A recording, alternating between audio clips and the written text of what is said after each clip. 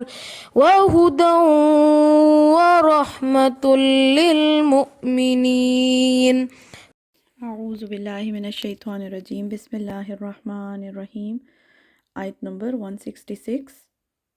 وما اصابکم یوم التقى الجمعان، اور جو کچھ پہنچا تم کو یعنی احد کے دن جو تکلیف، مصیبت، رنج، غم مسلمانوں کو پہنچا، یوم التقى الجمعان جس دن ملی دو جماعتیں، یعنی جب دو آرمیز کا کلیش ہوا، اللہ کہتے ہیں تو جو تکلیف اور مصیبت تم کو پہنچی فَبِإِذْنِ اللَّهِ، بس اللہ کے اذن سے تھی، وَلِيَعْلَمَ الْمُؤْمِنِينَ، اور تاکہ اللہ جان لے مومنوں کو، یعنی تم میں سے سچے ایمان والے کون ہیں، وَلِيَعْلَمَ الَّذِينَ نَافَقُوا، یہ اگلی آیت ہے، تاکہ وہ جان لے کہ منافق کون ہے۔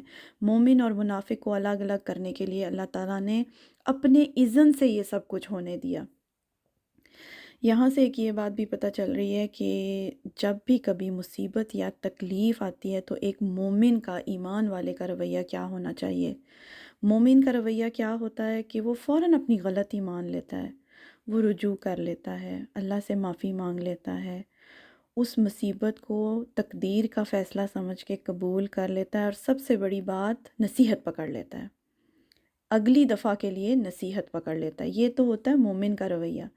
عام انسان کا رویہ کیا ہوتا ہے کہ وہ اپنی غلطی کو جسٹیفائی کرتا ہے، کبھی بھی اپنی غلطی نہیں مانتا۔ منافق اور عام انسان کبھی اپنی غلطی نہیں مانتا، وہ اپنی غلطی کو بلکہ الٹا جسٹیفائی کرتا ہے اور الزام دوسرے کو لگانا شروع کر دیتا ہے۔ یہی ہوا احد کے اندر۔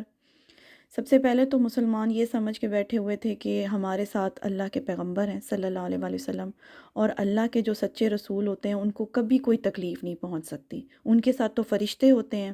اور جب انہوں نے وہاں احد میں نبی صلی اللہ علیہ وسلم کو اس حال میں دیکھا اور دیکھا کہ کتنی بری طرح شکست ہو گئی، تو لوگ طرح طرح کے خیال کرنے لگے، نبی صلی اللہ علیہ وسلم کے لیے بدگمانی دل میں آنے لگی۔ لوگ یہ سوچنے لگے کہ چونکہ ہمارا مشورہ نہیں مانا تھا نبی صلی اللہ علیہ وسلم نے، اور شاید اس وجہ سے یہ تکلیف آئی۔ تو خیر یہ بتا دیا گیا کہ جو تکلیف آئی وہ اللہ کے اذن سے آئی، اور اس کی وجہ کیا تھی کہ اللہ مومن اور منافق کو الگ الگ کر دے۔ اچھا، یہ بات بھی سمجھ آ رہی ہے اس آیت سے کہ بعض دفعہ لوگ یہ کہتے ہیں جب کوئی مصیبت یا تکلیف آتی ہے تو لوگ ایسے کہتے ہیں کہ اگر پہلے سے ہی اللہ کا یہ فیصلہ تھا یا یہ لکھا ہوا تھا، طے شدہ بات تھی، تو پھر اس میں ہماری کیا غلطی ہے۔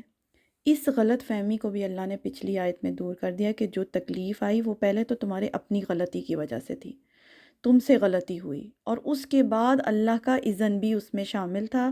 کیوں اذن شامل تھا؟ کیونکہ اللہ تعالیٰ یہ دیکھ لے کہ سچے ایمان والے کون ہیں اور منافق کون ہیں تمہارے میں سے۔